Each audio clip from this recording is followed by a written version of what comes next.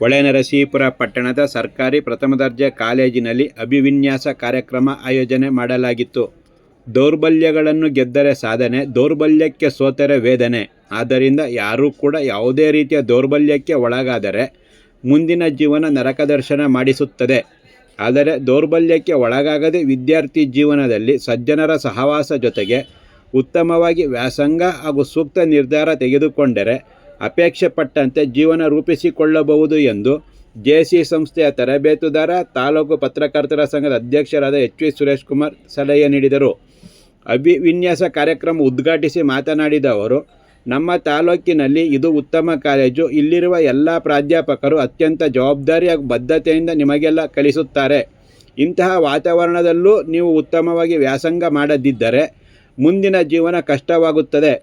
ಪ್ರಥಮ ವರ್ಷದ ಪದವಿ ವಿದ್ಯಾರ್ಥಿಗಳು 3 ವರ್ಷದಲ್ಲಿ ನಿಮ್ಮ ಬದುಕನ್ನು ಉತ್ತಮವಾಗಿ ರೂಪಿಸಿಕೊಳ್ಳಲು ಬೇಕಾದ ಗುರಿಯನ್ನು ಹಿಂದೆ ನಿರ್ಧರಿಸಿ ಅದಕ್ಕೆ ತಕ್ಕಂತೆ ನೀವು ವಿದ್ಯಾಭ್ಯಾಸ ಕೌಶಲ್ಯ ಬೆಳೆಸಿಕೊಳ್ಳಿ ಎಂದರು. ಇಂಗ್ಲಿಷ್ ವಿಭಾಗದ ಮುಖ್ಯಸ್ಥರಾದ ಪ್ರಾಧ್ಯಾಪಕ ಮಂಜುನಾಥ್ ಮಾತನಾಡಿ, ಪ್ರಾಥಮಿಕ ಹಂತದಿಂದ ಕನ್ನಡ ಮಾಧ್ಯಮದಲ್ಲಿ ಓದಿದ ವಿದ್ಯಾರ್ಥಿಗಳಿಗೆ ಇಂಗ್ಲಿಷ್ ಕಬ್ಬಿಣದ ಕಡಲೆ ಎನಿಸುತ್ತದೆ. ಅದನ್ನು ಕಷ್ಟಪಟ್ಟು ಎಂದೂ ಬಿಡದೆ ಅದರ ಮೇಲೆ ಪ್ರಭುತ್ವ ಸಾಧಿಸಿದರೆ ಇಂಗ್ಲಿಷ್ ಕೂಡ ಸುಲಭವಾಗಿ ಬಿಡುತ್ತದೆ. ನಿಮ್ಮ ಪದವಿ ವಿದ್ಯಾಭ್ಯಾಸದಲ್ಲಿ ಉತ್ತಮ ಫಲಿತಾಂಶ ಪಡೆದುಕೊಂಡರೆ ಒಳ್ಳೆಯ ಕೆಲಸ ಪಡೆದುಕೊಳ್ಳಬಹುದು. ಇಲ್ಲವಾದರೆ ಮುಂದಿನ ಬದುಕು ಕಷ್ಟವಾಗುತ್ತದೆ ಎಂದು ತಿಳಿ ಹೇಳಿ ಕಾಲೇಜಿನಲ್ಲಿರುವ ವಿಷಯ, ಕಾಲೇಜಿನ ಸೌಲಭ್ಯಗಳ ಬಗ್ಗೆ ವಿವರಿಸಿದರು. ಪ್ರಾಂಶುಪಾಲ ಎಚ್ ಆರ್ ಮೂರ್ತಿ ಕಾರ್ಯಕ್ರಮದ ಅಧ್ಯಕ್ಷತೆ ವಹಿಸಿ ಮಾತನಾಡಿದರು. ಕಾಲೇಜಿನ ವ್ಯವಸ್ಥಾಪಕಿ ರಾಗಿಣಿ ಕಾರ್ಯಕ್ರಮ ನಿರೂಪಿಸಿದರು. ಸೃಷ್ಟಿ ಮತ್ತು ತಂಡದವರು ಕಾರ್ಯಕ್ರಮಕ್ಕೆ ಶುಭ ಕೋರಿದರು. ಅಶ್ವಿನಿ ಸ್ವಾಗತಿಸಿದರು.